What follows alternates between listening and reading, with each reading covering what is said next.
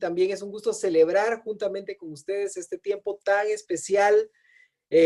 Pues en realidad siempre que uno cumple años y tiene un momento así como de celebración como este, es un tiempo para ver hacia atrás y para ver de alguna manera cómo Dios ha obrado, a veces no debido a nosotros, sino a pesar de nosotros, a pesar de nuestras debilidades, a pesar de las áreas en donde quizá no estamos tan fortalecidos. Y es una bendición para mí poder compartir en esta noche acerca de un tema muy importante, creo yo, y es cómo entender el contexto en el que estamos trabajando, a la luz de lo que Dios quiere hacer en ese contexto. Ustedes saben que siempre Dios tiene planes, ¿verdad? Desde que estábamos en escuela dominical, se nos decía que nuestra vida había sido creada con un propósito, que nadie viene al mundo sin un propósito.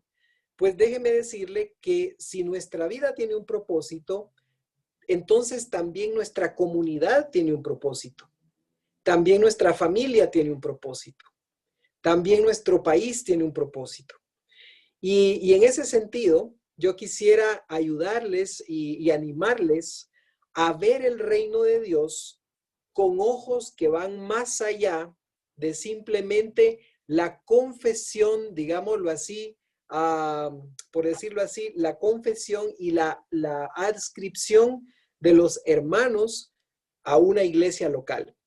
El reino de Dios tiene que ver con la transformación de las relaciones entre Dios y su creación, entre Dios y el ser humano. Incluso en algunos pasajes bíblicos, el del Nuevo Testamento, se nos presenta a Jesucristo como el reconciliador, no solamente del ser humano, sino de la creación misma. O sea, el Señor de la creación, el Señor que reconcilió al universo con Dios. Quiere decir, hermanos, que la reconciliación no es solamente algo que tiene que impactarnos de manera individual y discreta.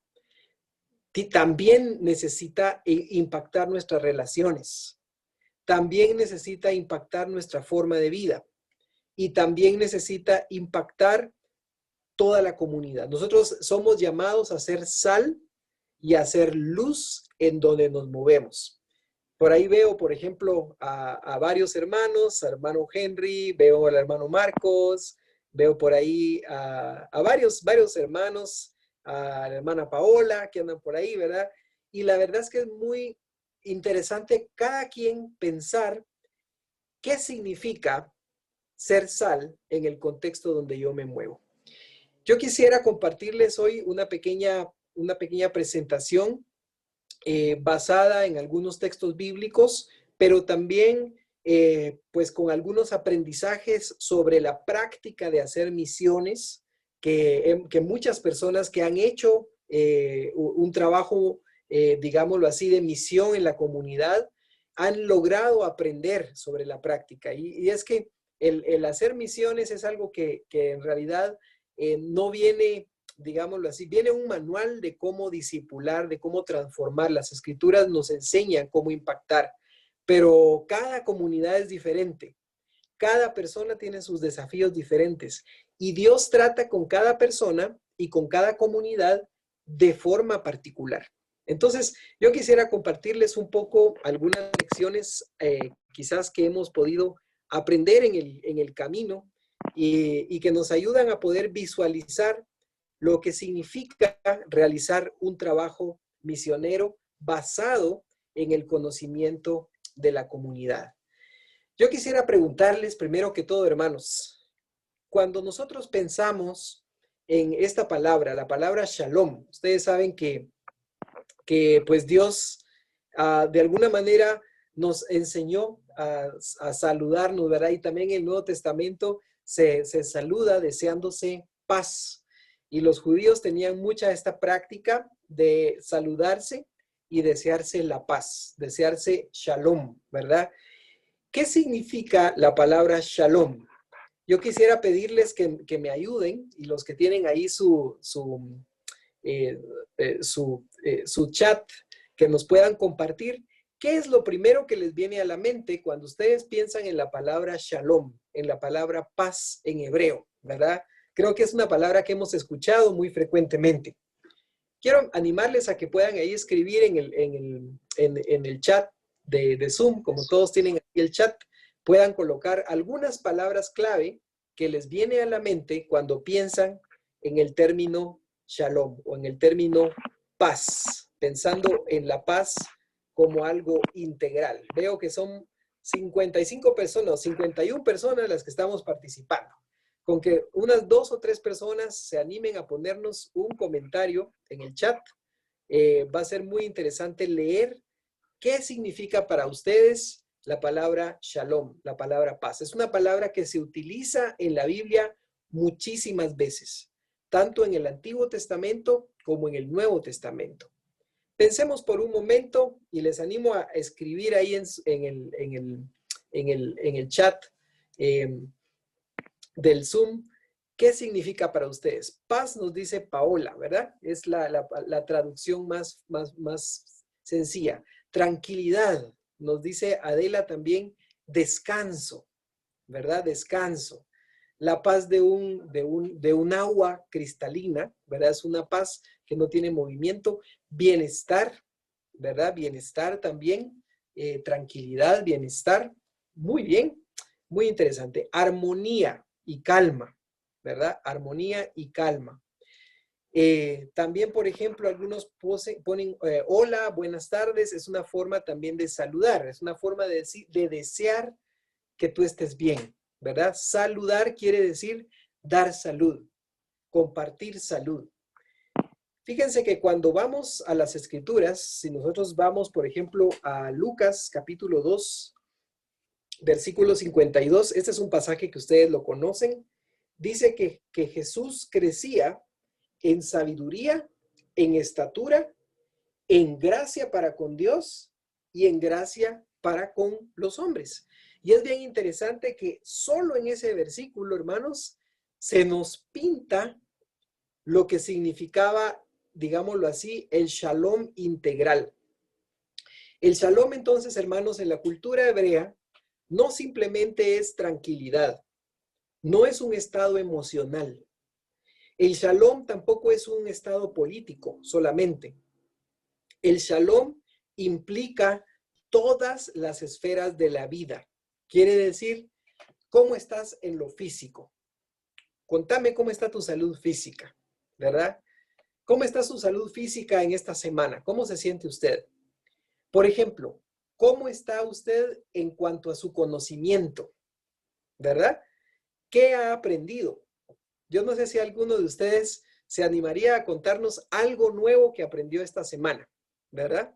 Alguna cosa nueva. Tal vez alguien me dirá, mira, yo aprendí a tocar la zampoña, yo aprendí a cocinar huevos escalpados, ¿verdad?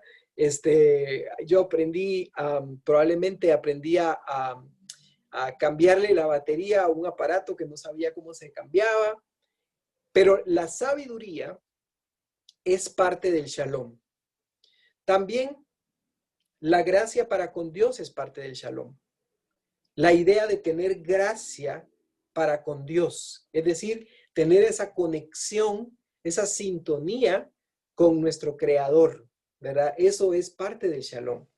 Y también la gracia para con las personas, quiere decir cultivar nuestras relaciones interpersonales. Hermanos, cuando uno piensa en la transformación de la comunidad y en las misiones de la comunidad, no debemos solamente pensar en colocar una iglesia, que la gente vaya a la iglesia y que permanezca en la iglesia. Debemos pensar en que las personas que están en esa comunidad conozcan del shalom que Jesucristo ofrece. ¿Y por qué Jesucristo ofrece un shalom? Porque nos permite crecer, transformar nuestra mente, nos permite aprender cosas nuevas, nos permite vincularnos con Dios finalmente a través de Él, que es nuestro puente.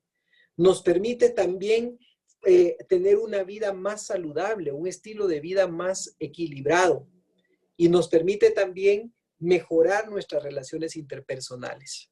Y eso implica aprender a resolver nuestros conflictos, no ser violentos, tener una mejor confianza con la gente de la comunidad. Así que, hermanos, yo quisiera dejarles con esta idea, con este principio y pensar en esta pregunta. ¿Qué significa el shalom para mi comunidad?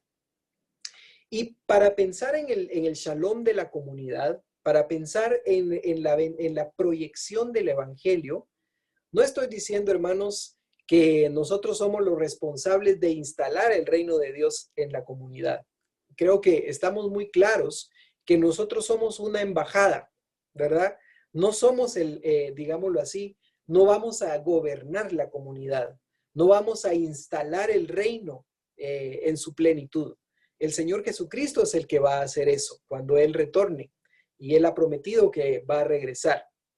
Pero nosotros sí tenemos que ser ejemplo, tenemos que ser modelo y tenemos que promover los valores del reino de Dios en los espacios en donde nos movemos.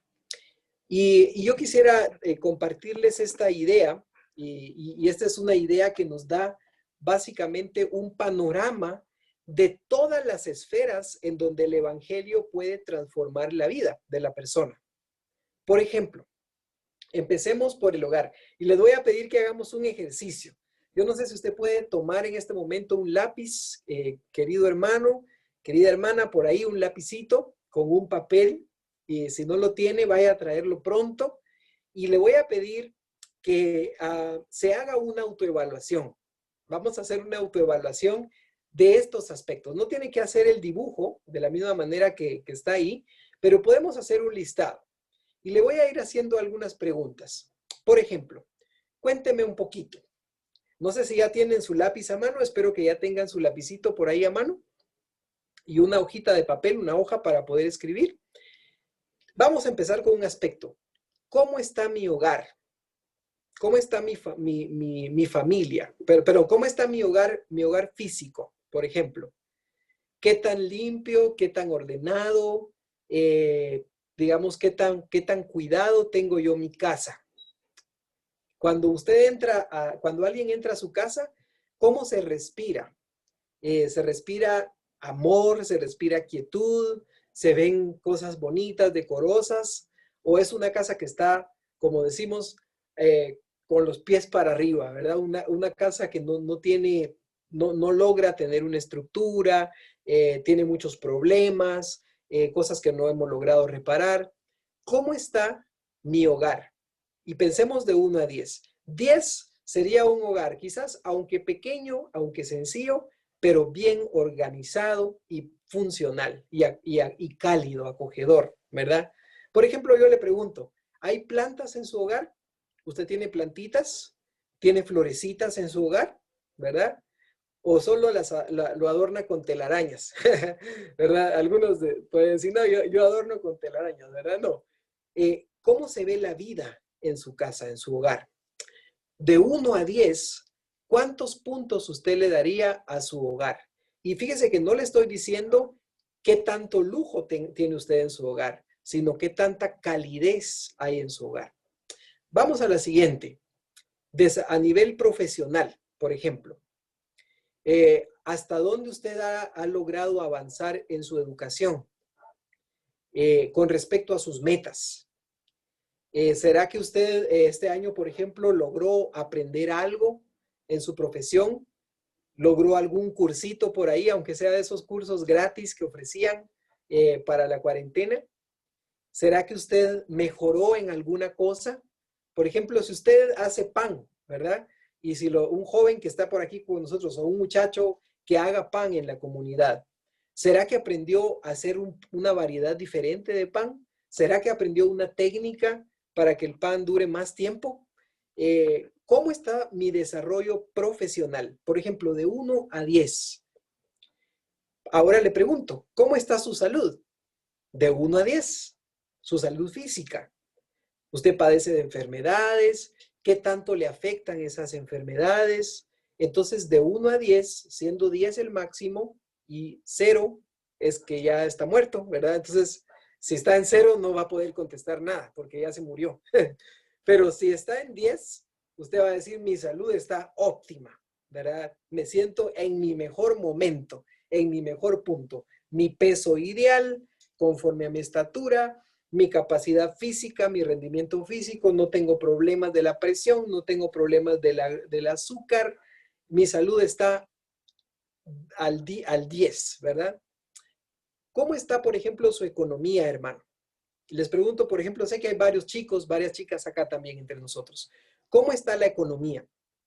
No quiero decir con esto si usted tiene mucho dinero o poco dinero, pero, por ejemplo, las deudas que usted tiene, ¿las está logrando pagar? ¿Verdad? O se lo están ahogando las deudas. Logra trabajar para producir lo que necesite para ir resolviendo sus necesidades y un poquito más, ¿verdad? Esa es una pregunta importante. Y fíjese que no estoy preguntando si usted es rico o pobre, ¿verdad? No se trata de riqueza o de pobreza, se trata de salud financiera. Se trata de tener un estilo de vida saludable. Por ejemplo, hay personas que, aunque ganen mucho dinero, son desorganizadas con la forma de utilizar su dinero, ¿verdad? No son buenos mayordomos. Entonces, una pregunta, por ejemplo, ¿cómo están los recursos en el ámbito financiero? ¿Cómo está, por ejemplo, el crecimiento personal? ¿Verdad? Algún arte que usted toma, la música, algo que le guste, la lectura de algo, de algún libro. ¿Cuándo fue la última vez que usted leyó un libro, por ejemplo, sobre crecimiento espiritual? De 1 a 10, ¿cómo se autoevaluaría? Veamos, por ejemplo, amigos. ¿Cómo están sus amigos? Su relación con sus amigos. ¿Es usted una persona aislada, amargada, que no tiene amigos? O tal vez tiene muchos amigos, pero solo son amigos de conveniencia, ¿verdad? ¿Cómo está, por ejemplo, su capacidad para analizar y resolver problemas?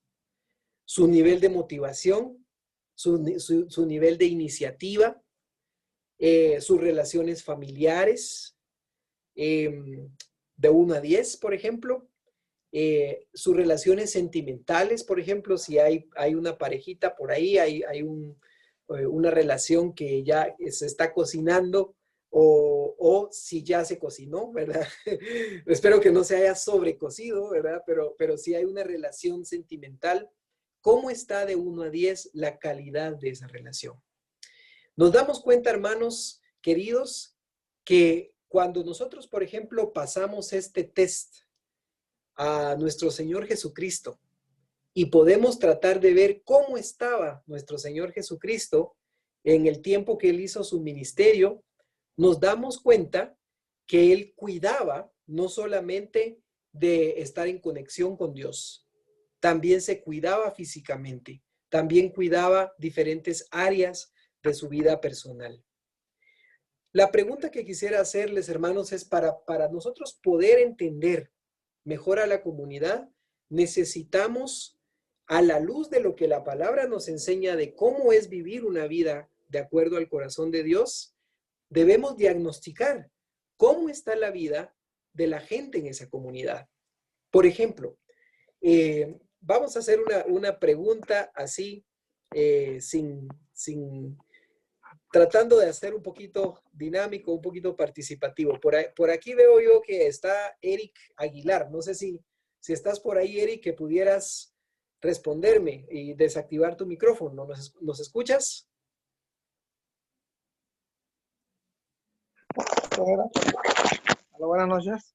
Hola, Eric. Buenas noches. Una pregunta, Eric. ¿Cómo se llama la comunidad donde tú vives, el barrio donde tú vives? Ajá. Bueno, acá se llama el corregimiento de Guadalupe y el sector en la herradura número 2. Exacta. Muy bien, excelente. Entonces, el corrimiento de Guadalupe tiene como cuánta gente más o menos, solo el área donde tú estás. Bueno, acá pasamos más de 500 personas, aquí en el área de la herradura. 500 personas. Ah, ok.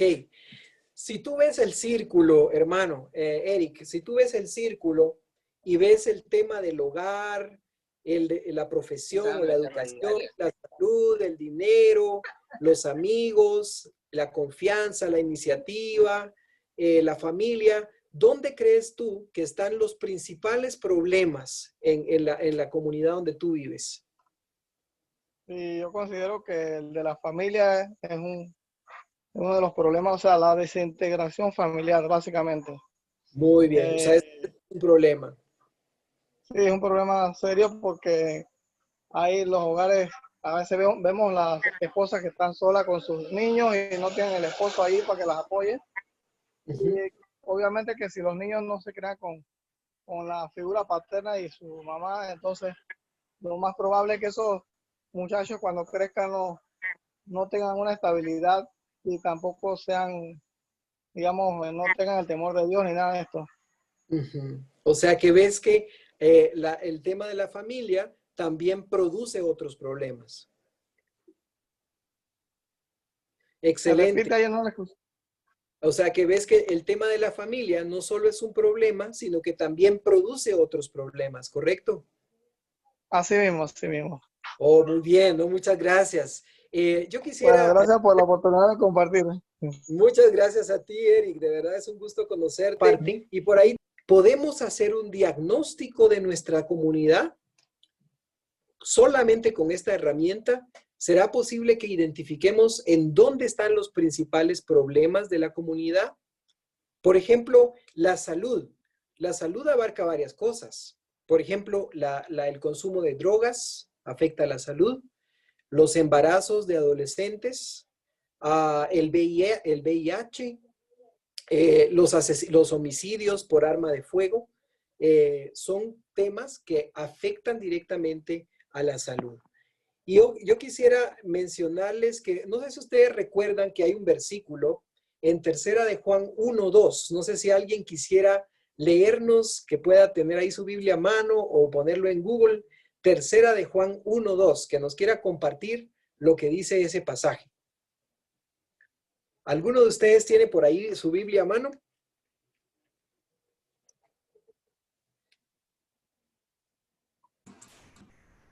Juan 1:2, amado, yo deseo que tú seas prosperado en todas las cosas y que tengas salud, así como prospera tu alma. Mire, qué lindo. El deseo del apóstol Juan, un apóstol tan cariñoso, tan pastoral, lo que quería era que, claro, que el alma prosperara, pero que sea prosperado en todas las cosas, y así como el alma prospera. O sea, yo sé, hermanos, que ahora ha habido mucho el tema de la teología de la prosperidad. Ustedes saben, ¿verdad? Esto de que si tú estás bien con Dios, vas a tener dinero, si no estás bien con Dios, vas a seguir pobre. Yo no creo que esto sea algo bíblico, pero sí creo, hermanos, que hay una forma como nosotros podemos entender la manera como los creyentes prosperan. Y no prosperan conforme al mundo, porque el creyente prospera para tener la posibilidad de cumplir su misión. Esa es la diferencia. El inconverso prospera para satisfacer sus deseos, para satisfacer sus necesidades, pero en una comunidad donde está el evangelio, una comunidad donde la mayor parte son creyentes, donde hay muchas personas que aman al Señor, que aprenden a ser discípulos de Cristo. Hermanos, no se vale que esa misma comunidad tenga los mismos niveles de violencia intrafamiliar que una comunidad donde no está el Evangelio. Por ejemplo, es muy triste, les cuento en la experiencia aquí en Guatemala, es que hay lugares donde se han hecho estadísticas y resulta que las familias cristianas evangélicas tienen el mismo nivel de violencia sexual en contra de niñas que las familias que no son cristianas evangélicas. Entonces nos damos cuenta, ¿cómo es posible que aumente el número de personas que son creyentes, pero de todos modos la corrupción sigue igual, ¿verdad? O de todos modos la violencia sigue igual, o de todos modos la maldad sigue igual? creo que hay algo que nos está faltando, hermanos. Y cuando vemos estas estadísticas nos dicen que a lo mejor estamos queriendo prosperar solo en un aspecto, cuando en realidad lo que la Escritura nos enseña es que debemos buscar ese shalom que incluye el aprender a vivir conforme una vida cristiana en todas las áreas de tu vida. Yo no sé si ustedes recordarán, pero en los años 70, 80, se hablaba mucho de cuando alguien se convertía, ¿verdad? La persona decía, hoy se salvaron, digamos, tantas almas, ¿verdad? Se salvaron 20 almas, se salvaron 50 almas en una campaña evangelística. Y uno diría, yo a veces me preguntaba de niño, ¿y qué pasó? ¿Y solo las almas se salvaron o se salvó toda la persona? ¿Verdad? Yo creo que al final de cuentas, hermanos, cuando el Señor llama a sus discípulos, no los llama solo del alma, ¿verdad? Los llama a seguir, incluso los llama a tomar una cruz para seguirlo. Y nos damos cuenta entonces, hermanos, que el llamado, el desafío del Señor Jesucristo es total. Dios no está pidiendo que tú le entregues solamente tu crecimiento espiritual o de amigos, pero que no le entregues tu desarrollo personal, que no le entregues tu familia, que no le entregues tus relaciones interpersonales o que no le entregues otras esferas de la vida, hasta lo que haces con tu tiempo libre. Ahora, en ese sentido, queridos hermanos, cuando nosotros vamos a hacer el análisis, yo quiero recomendarles un proceso. Si ustedes quieren hacer un diagnóstico de la comunidad, primero quisiera hacerles una pregunta.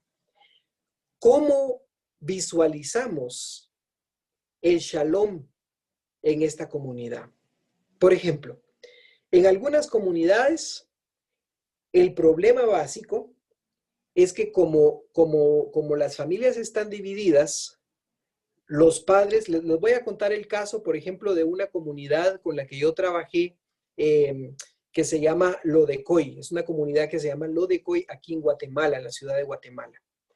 Resulta que en estas ciudades, en esta parte de la ciudad, muchos hombres están en Estados Unidos y las mujeres, pues al final de cuentas, el hombre se fue a Estados Unidos con la idea de ayudar a la economía de la familia, pero resulta que muchas veces allá encontraron otra familia, ¿verdad? Se quedaron viviendo con otra persona y la esposa aquí ya se quedó solo recibiendo una pequeña ayuda. Y entonces resulta que son madres solteras que para ayudar a la familia tienen que ir a trabajar, a vender comida, a vender vegetales al mercado. Y entonces se van y dejan a los hijos en manos de las abuelas o de los abuelos, pero principalmente de las abuelas, de las tías y en algunos casos de otros adolescentes. Pues se imaginan ustedes un adolescente o un chico de 12 años, un preadolescente, que tiene que ser cuidado por su hermano de 17 años, que está luchando con las hormonas, descubriendo su sexualidad, que tiene problemas para controlar sus impulsos.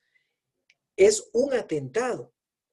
Y estos chicos a veces de 12, 13 años, o niñas de 12, 13 años, a veces, como se aburren en la casa, porque la casa es muy pequeña, salen a la calle y entonces están expuestas al abuso sexual, están expuestos a la violencia, luego llega la pandilla, la mara o la pandilla que hay acá en Guatemala, y entonces empiezan a ver el chico, le empiezan a conectar para que venda droga y haga un poco de dinero, y este chico se mete porque es vulnerable. Un día me dijo un chico, mira, yo me quedo con este grupo porque ellos me dan lo que mi familia no me da. Entonces, cuando hicimos el análisis de la comunidad, yo les pregunto a los hermanos de esta iglesia, porque esta era una iglesia, les digo, hermanos, ¿qué significa entonces el shalom en esta comunidad? ¿Qué creen ustedes que significaría el shalom? ¿Cómo se vería esta comunidad ya transformada por el poder del Evangelio. Y entonces los líderes empezaron a platicar, estaba la policía, también estuvo en algunos momentos en algunas reuniones, la gente de la municipalidad fue invitada, aunque no eran cristianos, pero eran autoridades y fueron invitados para que dieran su opinión. Y entonces dieron su opinión y entre todos los hermanos llegaron a una conclusión. El shalom en esta comunidad significa que los jóvenes tienen una alternativa para terminar el día sin riesgo de que los abusen o de que los metan a una pandilla en la calle. Entonces, el shalom significa que las madres pueden ir a trabajar sin miedo de que les pase algo a sus hijos. Que los hijos pueden quedarse en el barrio, en la comunidad, sin miedo de ser abusados o de quedar embarazadas las chicas. Y que los mayores no tienen la responsabilidad y la carga de cuidar a sus hermanos pequeños, sino que ellos mismos pueden aprender. Y entonces esta comunidad tomó la decisión de que para que la iglesia contribuyera al shalom de esa comunidad, ellos iban a promover un programa para que los chicos llegaran por las tardes a la iglesia a hacer sus tareas escolares, a conectarse al internet, a revisar una biblioteca. Ese es un ejemplo, ¿verdad? De cómo de alguna manera haber entendido lo que es este diagnóstico ayudó a que la iglesia pudiera identificar qué acciones son las realmente importantes. Entonces, hermanos, para yo poder avanzar en este diagnóstico, es necesario que haga una comparación. Primero, ¿qué aspectos actúan en favor del shalom, en favor de la paz, ¿verdad? ¿Y qué aspectos actúan en contra del shalom? Entonces, cuando nosotros hicimos con estos hermanos el ejercicio y con otros grupos que hemos trabajado, los hermanos se reúnen y empiezan a hacer una lluvia de ideas, ¿verdad? Un montón de ideas de cómo, de qué cosas están relacionadas con los problemas. Por ejemplo, en algunos casos se identificó la educación integral, que sea cálida, que los maestros sean cariñosos, es algo que ayuda a que los chicos no se sientan solos, aunque sus papás no están tan cerca.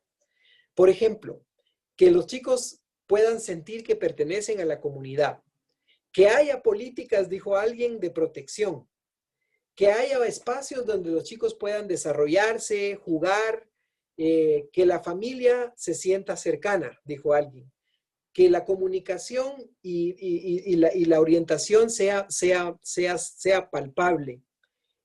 Por ejemplo, alguien dijo que los chicos se autovaloren y que reconozcan que tengan inteligencia, que los chicos tengan metas, dijo alguien, y analizamos y efectivamente el problema es que muchos de los chicos de la comunidad no tenían una meta. Les digo yo a los chicos, ¿ustedes qué quieren hacer para dentro de unos 5 años? No sé, me dijeron algunos chicos, lo que nos interesa es pasar el día, sobrevivir, tener algo que comer. Nos damos cuenta entonces, hermanos, que podemos identificar un listado de cosas que realmente van a promover una visión de transformación en la comunidad. Y hay otro listado de cosas que también van a dañar a la comunidad. Por ejemplo, que haya una educación muy autoritaria, ¿verdad? En algunos casos alguien diría, es que eso es bueno porque así los chicos no se desvían.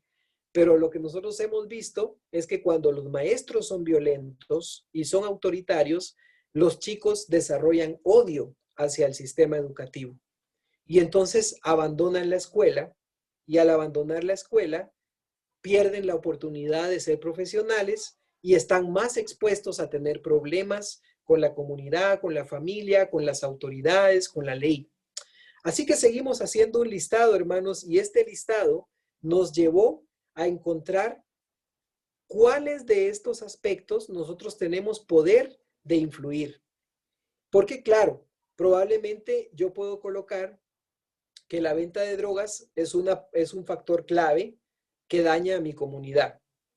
Y lo puedo colocar en el análisis. Pero, por ejemplo, hermanos, ¿será que la iglesia, como un grupo de jóvenes, por ejemplo, tiene la capacidad de detener la distribución de drogas en un barrio? Yo creo que no, ¿verdad? Creo que por mucho que nos lo propusiéramos, sería muy difícil. Si apenas la policía lo puede hacer, si apenas el Estado lo puede hacer, quizás como un grupo sería muy difícil que lo hagamos. Quizás podemos, por ejemplo, poner la pobreza como un factor que está afectando. Tal vez es importante, pero ¿será que como iglesia nosotros vamos a lograr reducir la pobreza? Probablemente muy, muy, muy lejos, hermanos. Humanamente hablando, sería difícil pensar que una iglesia logre resolver el problema de la pobreza en 5 años en una comunidad, ¿verdad? A no ser que pasara algo completamente fuera de lo usual, de lo común. Que por cierto conozco algunos casos, pero lo normal es quizás esperar, bueno, podemos ayudar en la educación, podemos ayudar a que los chicos no consuman drogas, podemos ayudar a que los chicos no cometan suicidio, podemos ayudar a que no consuman alcohol, ¿verdad? Podemos ayudar a que se permanezcan en la escuela. Podemos ayudar a que haya agua en la comunidad. Podemos ayudar a que las mujeres que están embarazadas reciban una ayuda médica. Podemos ayudar en algún momento a que las calles estén menos contaminadas. Son cosas muy puntuales que podemos ayudar. La pregunta, hermanos, es ¿cómo podemos hacer tan poco, humanamente hablando? Dios puede hacer mucho, pero nosotros como seres humanos podemos contribuir de una manera muy modesta a través de nuestro testimonio y de nuestro trabajo en la comunidad. Entonces la pregunta es, de todo lo que podemos hacer, ¿qué es lo más estratégico hacer? ¿Cuál es la contribución que sabemos que si damos en el clavo, si logramos hacer este proyecto en la comunidad, esto va a tener un efecto beneficioso para toda la comunidad? Y allí podemos hacer un listado, pero ustedes pueden ver, hermanos, que en este listado están algunos resaltados. Lo que está resaltado en amarillo son las cosas que la comunidad decidió o la iglesia decidió que en eso se iban a enfocar. Por ejemplo, esta iglesia decidió que iban a promover el sentimiento de pertenencia de los jóvenes a un grupo, que iban a crear un espacio de desarrollo personal, que iban a tener orientación y afecto para los chicos y que iban a combatir el aburrimiento en la comunidad, y a los chicos que estaban desocupados les iban a buscar una ocupación. Algunas otras personas dirán, no, nosotros lo que tenemos que hacer es trabajar con la agricultura. Otros dirán, no, lo que nosotros tenemos que hacer es, como les decía, con el agua. Otros dirán, no, para nosotros lo estratégico es que la educación mejore, que haya más acceso a la educación. Ahí podemos, hermanos, discutir muchísimo cuáles creen que son realmente las acciones estratégicas que podemos tomar para que la comunidad pueda levantarse y pueda actuar. De esa manera, hermanos, cuando ya tenemos un mapa, cuando ya tenemos comprendido dónde se genera dolor en la comunidad, dónde se genera paz en la comunidad, cuáles son los factores que contribuyen al shalom en la comunidad, cuáles son los factores que aumentan el riesgo en la comunidad. Cuando yo ya tengo este listado, entonces puedo empezar a pensar cuál es la estrategia de misiones, ¿sí? Siempre que nosotros vamos a las Escrituras, hermanos, vemos que los apóstoles aprendieron muy rápido estrategias relacionadas con las misiones. Por ejemplo, hermanos, recordamos el caso del conflicto que hubo en Antioquía. Ustedes se recuerdan, ¿verdad? Hubo un conflicto en Antioquía y entonces resulta que los hermanos deciden hacer una reunión. ¿Y qué hicieron en esa reunión? Hicieron un diagnóstico de lo que estaba pasando. Antes de simplemente pelearse y decir, esta es mi posición, hicieron un análisis de lo que estaba pasando. Ustedes recuerdan, por ejemplo, cuando Moisés estaba fatigado de tanto dar consejería, ¿verdad? Entonces, el Señor observó y utilizó a los ancianos de la comunidad para también asesorar a Moisés y ayudar a Moisés a resolver el problema. Ustedes recuerdan, por ejemplo, que en el libro de los Hechos, las viudas estaban teniendo una discusión, ¿verdad? Porque se estaba dando ayuda humanitaria. Yo sé que ahora para la pandemia, a lo mejor las iglesias donde ustedes están también repartieron algunos víveres o repartieron un poco de agua o alcohol en gel o medicamentos. Y entonces algunos grupos empezaron a murmurar y a hablar que por qué razón le daban a un grupo preferencia y no le daban preferencia a otro grupo. Cuando los apóstoles vieron lo que estaba pasando, ellos no solamente tomaron acción, hicieron un diagnóstico de lo que estaba pasando y entendieron que ellos no tenían la capacidad para poder resolver los problemas de la ayuda humanitaria. De manera que nombraron un comité, ¿verdad?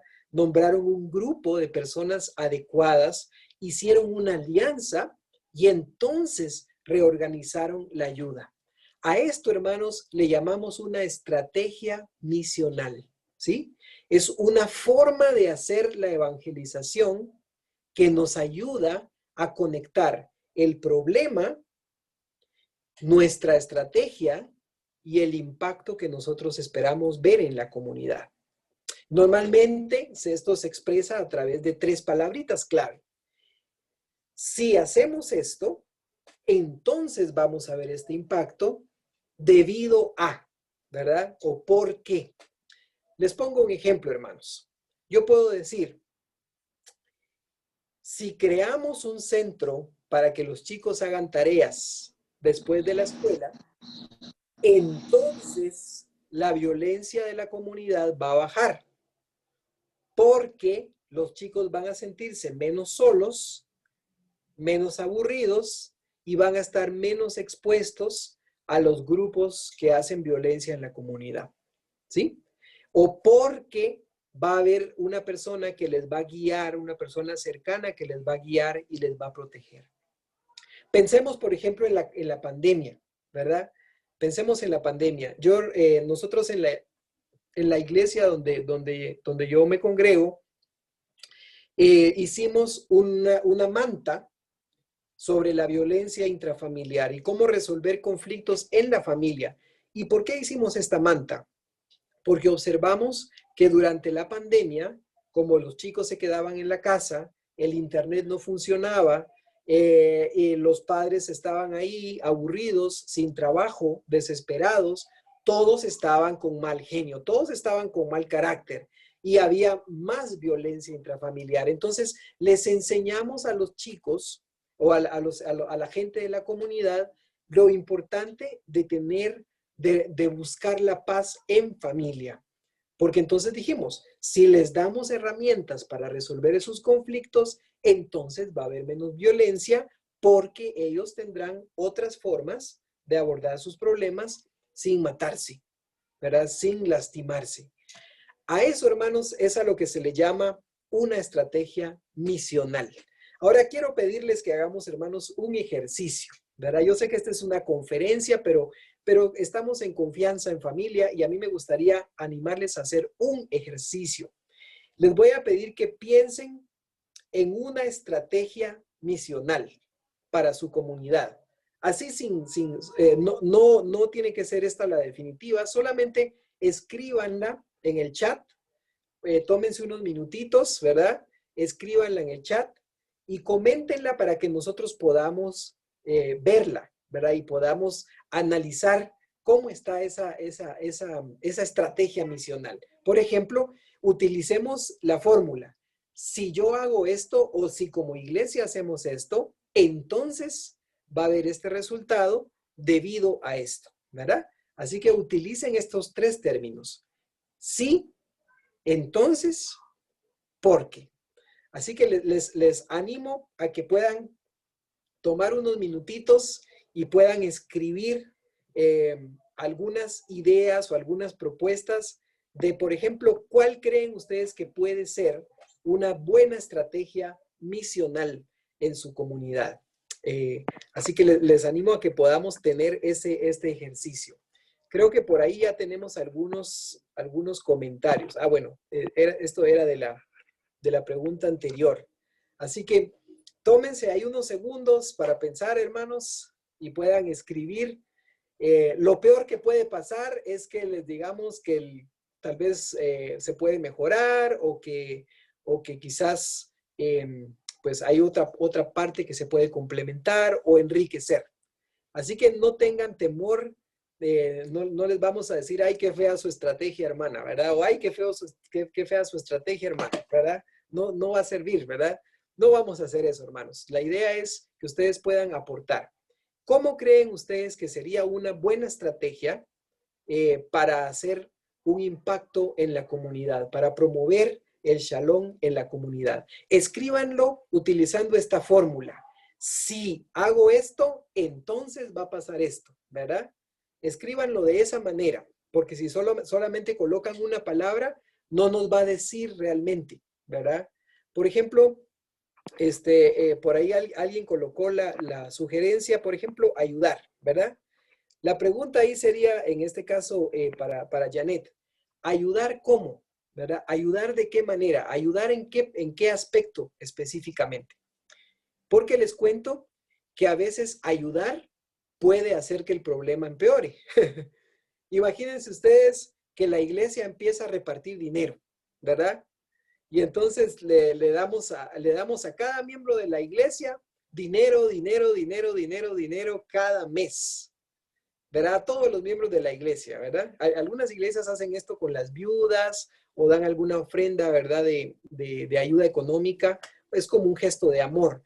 Pero imagínense ustedes, yo trabajé durante un tiempo en Haití. Estuve dirigiendo una organización de Haití. Y resulta ser que si yo llegaba y por eso nunca lo hice, ¿verdad? Si yo llegaba a una comunidad y solo tenía 100 botes de leche en polvo y llegaba a esa comunidad a repartir 100 botes de leche, en 5 minutos tenía 500 familias, ¿verdad? Haciendo cola y a lo mejor algunos molestos porque no lograron la leche, peleándose entre ellos, haciendo enemistad. Y entonces uno se da cuenta, realmente ayudar en este contexto no es la solución, ¿verdad? Ayudar en este contexto tal vez puede hacer que la violencia empeore. Entonces nos comparte, por ejemplo, ahora sí ya nos compartió Janet de forma más precisa, ayudar a los niños con sus tareas escolares, ¿verdad? Bueno, yo diría, Janet, ayudar a los niños a que hagan sus tareas escolares, ¿eh? No ayudar a hacer las tareas escolares, ¿verdad? Pero es una muy buena idea, ¿verdad? Que los chicos tengan un lugar, una asesoría, porque muchos quizás tienen problemas de aprendizaje, no ponen atención, van a perder el grado, dejan la escuela, se sienten mal, se deprimen y entonces ellos se sienten muy mal y no tienen oportunidades porque no logran estudiar.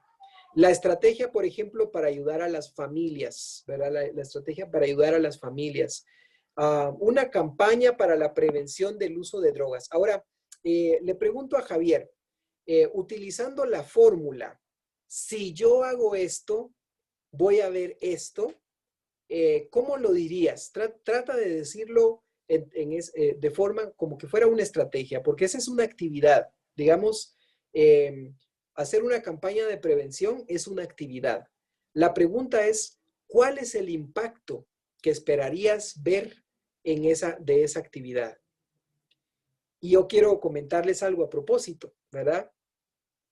En algunos barrios, en algunas comunidades, lanzar una campaña abierta para la prevención del uso de drogas puede generar un efecto reactivo de parte de los distribuidores de drogas, que pueden sentirse profundamente molestos, ¿verdad? O amenazados debido a lo que está pasando, ¿verdad? De verdad que eso puede ser una situación bien complicada, porque si yo soy percibido como una amenaza, a lo mejor entonces va a terminar la iglesia siendo amenazada o la iglesia siendo ofendida, o incluso, por ejemplo, los funcionarios públicos que a lo mejor tienen ganancia con alguna actividad ilegal. Si yo vengo y me opongo a esa actividad ilegal, a lo mejor el funcionario público me va a poner una denuncia porque estoy haciendo mucho ruido con los cultos, ¿verdad? Y me va a cerrar la iglesia. Entonces, no todas las acciones tienen un resultado de paz, aunque sean buenas acciones, ¿verdad? La idea es cómo ser estratégicos. En algunos casos, por ejemplo, a nivel escolar, las campañas para la prevención del uso de drogas sí son efectivas, ¿verdad? Y tal vez en la escuela o en la iglesia no vamos a tener una reacción negativa, como por ejemplo si nos vamos al barrio, a la comunidad, en la cuadra, en la esquina donde están vendiendo la droga, ¿verdad? Se imaginan ustedes. Yo creo que al final, pues hay que ser también prudentes, ¿verdad? Como dice la escritura. Si compartimos la enseñanza bíblica del modelo bíblico de una familia, si se aplica ese conocimiento, entonces vamos a tener familias, me imagino, yo ahí quisiera complementar, porque ahí solamente Eric puso una parte, ¿verdad? Si compartimos la enseñanza bíblica, nos pone Eric, del modelo bíblico de una familia, se va a aplicar este conocimiento y entonces, ahí te faltó Eric, entonces vamos a tener familias más funcionales, ¿verdad? O vamos a tener familias más saludables, ¿verdad? Ahora, para hacer tu plan de acción, eso lo vamos a ver el día de mañana, para hacer el plan de acción, no es suficiente tener formulada la estrategia. Por ejemplo, ahí yo te preguntaría, Eric, supongamos que Eric nos está proponiendo hacer una enseñanza del modelo bíblico de la familia para padres y madres de familia, ¿verdad? Y entonces resulta que yo le pregunto a Eric, bueno, ahora te toca describir o definir qué es el modelo bíblico de una familia. ¿Cómo es una familia conforme al corazón de Dios? ¿Qué diferencia tiene con una familia del mundo? Y la otra pregunta, ¿cómo puede la gente aprender ese modelo? ¿Verdad? ¿De qué maneras? A lo mejor si les predicamos sobre la familia, van a tener los conceptos. Pero igual, cuando el niño bote el vaso de leche, igual va a agarrar una paleta y le va a empezar a dar a paletazos, ¿verdad? ¿Por qué? Porque tiene el concepto, pero no tiene la práctica. Entonces ahí la pregunta que yo le haría a Eric no es solamente qué queremos enseñar, sino de qué manera podemos asegurar que las familias lo adopten, ¿verdad? Adopten esta nueva idea. Por ejemplo, las visitas semanales son una estrategia, ¿verdad?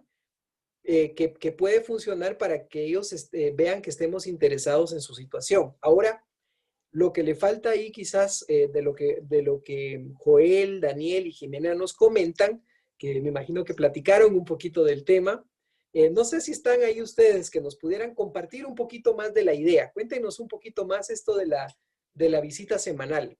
¿Cómo creen que esto funcionaría? Buenas noches, hermano. Hola. Esta Buenas forma que estamos haciendo es porque tenemos como muchos vecinos cerca de nosotros, pues, y como los conocemos casi a todos de forma así, muy cercanas a nosotros, pues, sería como visitarlos, preguntarles qué es lo que les hace falta, consultar con el pastor de la iglesia y hacerles como visitas, pues. Y no solo de una vez predicarle de la palabra de Dios como ellos son, no conocen mucho, pues, igual que nosotros, sino llegarle de esa forma como ayudando en las situaciones que ellos se encuentren, pues. Esa es más o menos mi idea, pues, de esa manera. Muy bien. Entonces, cuando vamos a seguir, No, perdón, ya olvidé. Ahora, quiere decir esto, entonces, me imagino que es Jimena, ¿verdad? Jimena, eso significa entonces que lo que ustedes quieren en realidad es fortalecer la relación de confianza con estos chicos. ¿Estoy en lo Sí, correcto? exacto. Ok. Sí, Entonces, ahí, por ejemplo, le faltó esa parte, ¿verdad? Si visitamos a los chicos de forma semanal o tenemos un contacto semanal, no tiene que ser visita, ¿verdad? Pero si tenemos un contacto semanal con estos chicos, vamos a fortalecer la confianza que ellos nos tengan para sentirse seguros y de sí mismos y confiados, porque van a ver que estamos interesados en su situación de verdad, que no solamente nos interesa que lleguen a la iglesia, que nos interesa cómo están viviendo, ¿verdad? Que nos interesa qué están pasando. Esa es una teoría de cambio. Lo importante de lo que nos comenta Jimena, hermanos, es que hay cambios que suponemos que van a pasar, pero no los ponemos por escrito. Y como no los ponemos por escrito, después se nos olvida qué era lo que queríamos ver, ¿verdad? Y después los chicos van a llegar, pero ¿por qué razón nos obligan a visitar a los jóvenes todas las semanas? Ya nos aburrimos, no tenemos para el pasaje para llegar a visitarlos. A veces llegamos y ni siquiera nos quieren atender, ¿verdad? Nos sentimos que eso no tiene ningún sentido. Es más, nos hemos peleado con ellos porque ya no quieren vernos. Entonces, si no tenemos escrito el propósito, estos chicos no van a entender cuál era la razón detrás de hacer esto, ¿verdad? La razón detrás de hacer esto no era monitorear a los jóvenes, era permitirles que tuvieran un contacto personal cálido y cercano, que tuvieran ese contacto cercano para poder tener esa relación. Así que dice también por ahí Adela, Esther y Cristi, nos dicen: si se crean grupos de actividades para ayudar a los chicos en los colegios, habrá menos deserción escolar y menos ocio en la comunidad, puesto que como no van a la escuela, se dedican a cosas que no ayudan en su crecimiento personal. Qué genial, ¿verdad? Me parece excelente la forma como lo plantean. Lo único es que ustedes regresan otra vez a lo negativo. Y una vez que ustedes ya tienen el problema, formulen cuál es la teoría de cómo va a solucionarse el problema a través del evangelio, a través de la estrategia de misiones. Así que tenemos muy buenas ideas. Dará como resultado familias con bases sólidas, nos dice Eric. Ahora sí, a Eric nos compuso la fórmula, ¿verdad? Fundadas en el temor de Dios.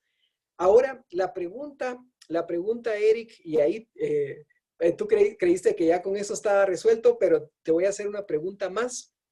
¿Cómo sabemos si las familias están siendo sólidas? ¿Verdad? ¿Qué se nota en una familia que es sólida, fundada en el temor de Dios? ¿Verdad? ¿Qué se nota? ¿Verdad? Estamos hablando de que las familias se visten como van a la iglesia toda la semana, ¿verdad? O que las familias hablan como hablan en la iglesia el resto de la semana. O una familia sólida es una familia que lee su Biblia todos los días, o lee ya no 2, sino 10 capítulos de la Biblia cada día. ¿Será eso el indicador de una familia espiritualmente sólida? ¿O será, por ejemplo, una familia, por ejemplo, en este caso, una familia que tiene compasión, que muestra compasión, ¿verdad? Entre sus integrantes? Una familia que sabe aplicar el perdón, ¿verdad? O, por ejemplo, bueno, ahí podemos mencionar diferentes ejemplos, ¿verdad? Entonces, ahí quizá lo que le falta a la teoría de cambio que Eric nos plantea es precisión, ¿verdad? Es bueno tener familias con bases sólidas, pero ¿cómo sabemos que son sólidas? ¿Qué indicadores nos dicen que son sólidas? Si ayudo, nos dice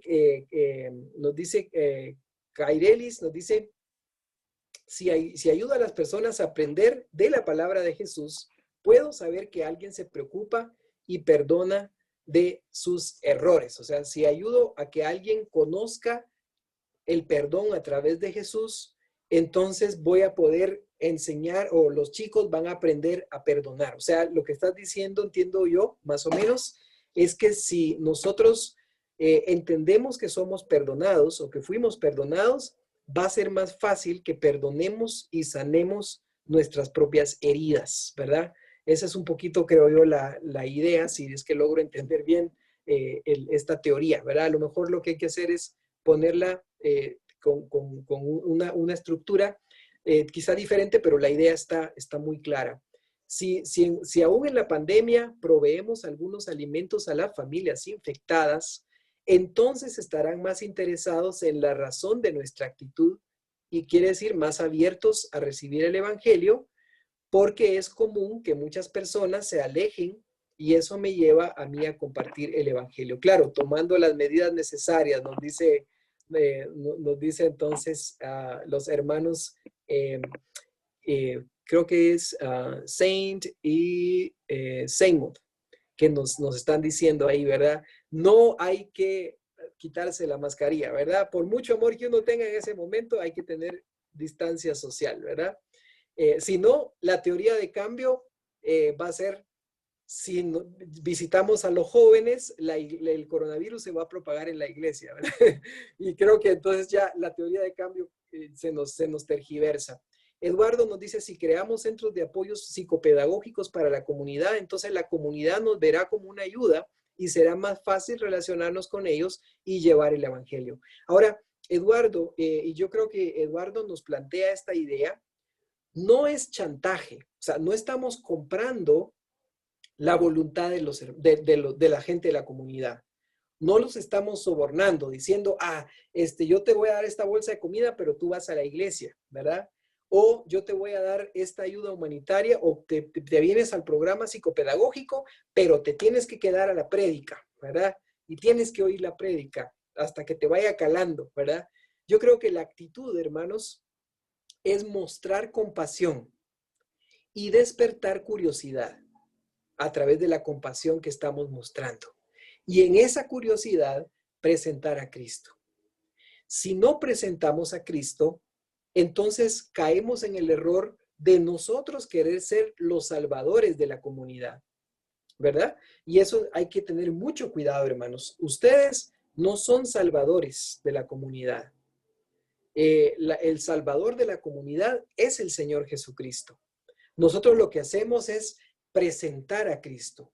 Ahora, ¿cómo lo presentamos? Con nuestro testimonio personal, primero que todo, con nuestras actitudes como iglesia, como comunidad, y también como buenos vecinos, como buenos colaboradores, ¿verdad? Si la iglesia dice motivar a los niños y jóvenes con actividades deportivas y un tiempo de enseñanza, entonces ayudaríamos a que tengan un tiempo productivo y saludable, porque no estarían en sus casas aburridos o solamente jugando con el celular. Y en algunos casos yo también he visto que los chicos llegan lo voy a decir de esta manera porque así me lo dijo un chico me dijo, mira, yo odio llegar a la escuela dominical. Me cae muy mal llegar a la escuela dominical, porque nos ponen a repetir un montón de cosas, la maestra nos dice historias que ya sabemos, las mismas historias de siempre, pero no hay algo que se conecta con mi necesidad, ¿verdad?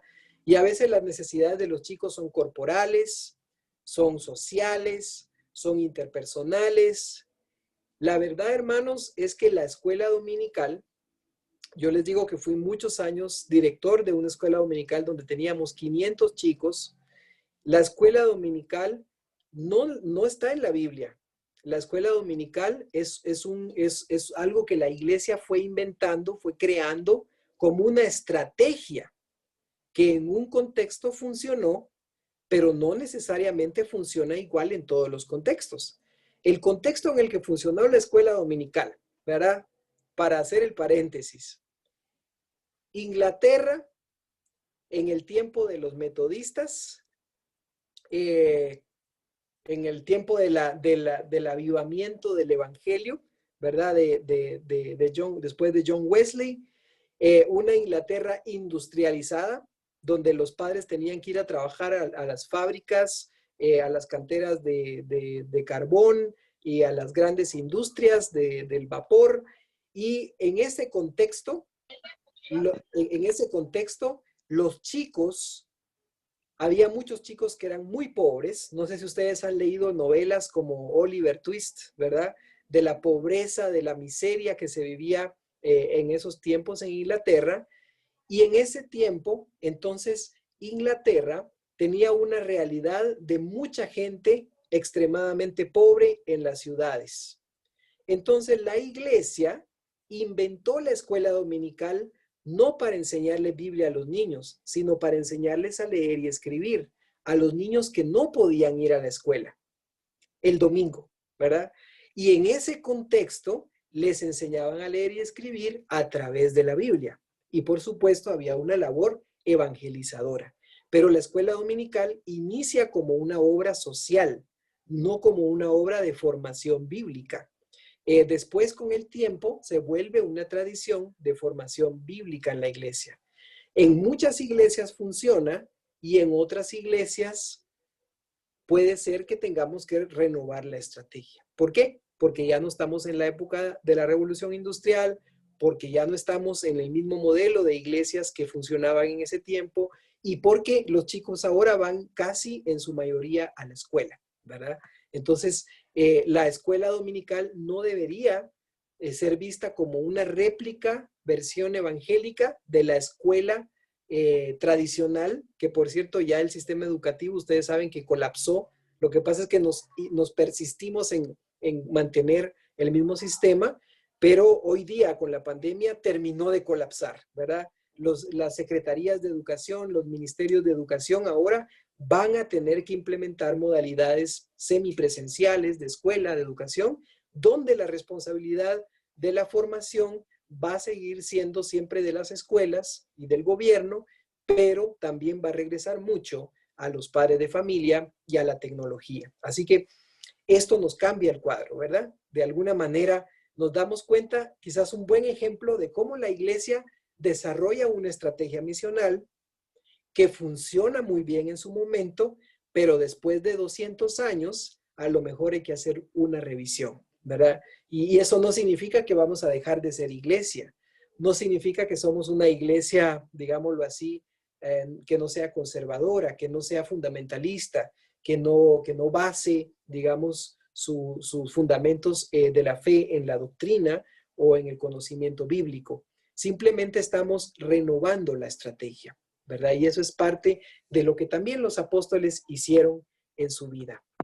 De manera, hermanos, que esa estrategia ahora nos lleva a pensar, ¿quiénes son los actores clave? ¿Quiénes son las personas con quienes tenemos que hacer alianzas en la comunidad? Y ahí pensamos quizás a nivel de alto nivel, funcionarios, digamos, la dirección de nuestra denominación. Lo que yo veo es que los directivos de la iglesia donde ustedes están conscientes de la necesidad de un cambio estratégico, de una renovación estratégica, sin cambiar la identidad. Pero eso significa entonces que hay una fuerza, un momento que nos ayuda a poder tener esa estrategia. A nivel medio y también a nivel local, ¿verdad? La señora tal vez del puesto de fruta que vende en la esquina, a lo mejor va a ser una aliada estratégica para ayudarnos a promover alguna actividad que nosotros querramos. ¿Quiénes son los participantes clave? ¿A quiénes queremos acercar, verdad? Y luego, quizás es cómo tratar de mantener una espiral. Esta parte quizás no se entiende tan claramente, hermanos, pero en realidad es como una espiral. Lo que quiero decir con esto es que la estrategia misional va y viene, va y viene. Cuando uno hace misiones, queridos hermanos, uno no tiene claridad de qué va a funcionar exactamente. Yo puedo llegar a una comunidad y decir, yo voy a comenzar en esta comunidad haciendo una clínica para niñas embarazadas, ¿verdad? Resulta que cuando yo llego a esta comunidad, pues resulta que casi no hay niñas porque las niñas se van a trabajar a la ciudad capital, ¿verdad? Y entonces me quedo con mi estrategia, me doy cuenta que no funcionó y tengo que ir renovando la estrategia. Eso significa mucho diálogo con la gente en la comunidad, escuchar a los líderes de la comunidad, aunque no sean cristianos, hay que escuchar lo que ellos saben de la comunidad, ¿verdad? Invitarlos a una comida, escucharlos, sentarnos. El Señor Jesús se sentaba con mucha gente, invitaba a mucha gente a comer y llegaba a la casa de mucha gente que no creía en Él, ¿verdad? Que no lo conocían y que no eran personas de fe, pero eran personas que donde el reino de Dios podía hacer un ensamble, ¿verdad? Yo no estoy diciendo que pongan a predicar a una persona que no conoce al Señor, ¿verdad? En la iglesia, por supuesto. Pero sí estoy diciendo que cuando vayan a iniciar una estrategia nueva, sí pueden acercarse, por ejemplo, a la policía y preguntarles, miren, nosotros queremos hacer esta actividad, ¿qué piensan? ¿Creen que esto va a ayudar a prevenir? ¿Cuál ha sido la experiencia? Y a lo mejor el policía les va a decir, miren, hubo una iglesia que intentó hacer eso y no le funcionó, ¿verdad? Ah, cuénteme un poquito más, ¿cómo es que no le funcionó? No, porque pasó esto y esto. De manera, hermanos, que es un proceso de aprendizaje constante. Yo quiero animarles, hermanos, a que no desmayen, ¿verdad? A que no desmayen. Ustedes recuerdan que hay un pasaje de la Biblia donde dice, no nos cansemos de hacer el bien. Ustedes saben este pasaje, ¿verdad? La palabra dice, no nos cansemos, pues, dice, de hacer el bien, en Gálatas 6:9, porque a su tiempo segaremos si no desmayamos. Así que, hermanos, mi recomendación por hoy es no se canse, ¿verdad? No se rinda rápidamente. Va a ser difícil. ¿Por qué va a ser difícil? Porque ya tenemos una estructura de la iglesia que ya determina cómo va a funcionar la iglesia. Cuando usted tiene una estrategia nueva, no encaja, ¿verdad? No encaja. Y usted tiene que tener mucho amor, mucha paciencia con el hermanito, con la hermanita que le está cuestionando lo que usted está haciendo y que se lo dice de manera directa y peor, quien se lo dice de manera indirecta, ¿verdad? Va a tener que tener amor también. Cuando de repente le van a decir, no, esto no va este año, ni lo vamos a poner en el presupuesto porque es una locura, ¿verdad? Entonces eso significa que tenemos que esperar un año más, ¿verdad? Y entonces, o significa que tenemos que ser pacientes. Hermanos, sobre todo jóvenes, debemos mostrar nuestro carácter cristiano en sujeción a nuestras autoridades. El Señor Jesús siempre fue sujeto a sus autoridades, pero hacía preguntas, ¿verdad? Con respeto, pero hacía preguntas. Ustedes recordarán a Martín Lutero, ¿verdad? Martín Lutero, frente al Papa, ¿verdad? La máxima autoridad en ese tiempo, se le dice, tú erraste. Y él responde, ¿en qué? Dígame en qué erré. Y yo me arrepiento, ¿verdad? Con gusto, ¿verdad? Pero él estaba abierto, ¿verdad? Incluso creo que Martín Lutero todavía se le pasó un poquito él mismo dijo, ¿verdad? Que en algún momento se le subió un poquito el apellido, diríamos en Guatemala, ¿no? En algún momento. Pero a final de cuentas, hermanos, cuando mostramos mansedumbre en nuestra forma de trabajar, poco a poco, vamos probando que la estrategia funciona. Y eso es lo más importante. Llevemos a nuestros líderes ciertas evidencias de lo que hemos aprendido con cierta estrategia. No hagamos una revolución completamente con todo. Empecemos con algunas experiencias muy puntuales para ir probando, porque a lo mejor también estamos equivocados, ¿verdad? Y tenemos que tener esa humildad. Imagínense que nos aprobaron todo el presupuesto del año para hacer algo que no hemos probado, ¿verdad? Que no sabemos si va a funcionar. Nos vamos a sentir frustrados, heridos, ya no vamos a querer llegar a la iglesia, nos va a dar vergüenza, nos vamos a molestar y tampoco vamos a sentirnos edificados, ni vamos a edificar a los hermanos. Así que, hermanos, con amor, con paciencia, yo quiero invitarles a que podamos tener esa actitud de escuchar con empatía, poniéndonos en los zapatos de la gente, ¿verdad? Caminando con la gente, con los chicos, acompañándolos a sus cosas, a sus actividades, aunque sean cosas tal vez no tan importantes para nosotros, pero para ellos lo son. Así que quiero animarles, hermanos, a que podamos tener esa actitud, así como el Señor tuvo esa actitud de caminar con sus discípulos. Les oía todas sus tonteras y el Señor Jesús era paciente, hermanos. 3 años se tardó, ¿verdad?, para poder ir trabajando su estrategia. Así que quizás, hermanos, es una motivación, y el día de mañana vamos a platicar un poquito ya cómo aterrizar un plan basado ya en una estrategia de transformación. Así que espero que nos veamos el día de mañana. No sé si alguien quiere comentar algo, hermanos, y si no, vamos a terminar con una oración poniendo en las manos del Señor este tiempo. Sé que ustedes han estado bien activos durante este día, conectaditos, ¿verdad? Atentos, y de verdad es un gusto que puedan celebrar juntos de esta manera y fortalecerse unos a otros. Vamos a orar entonces, hermanos. Gracias, Padre, por este tiempo. Bendice, Señor, a mis queridos hermanos allá en Panamá.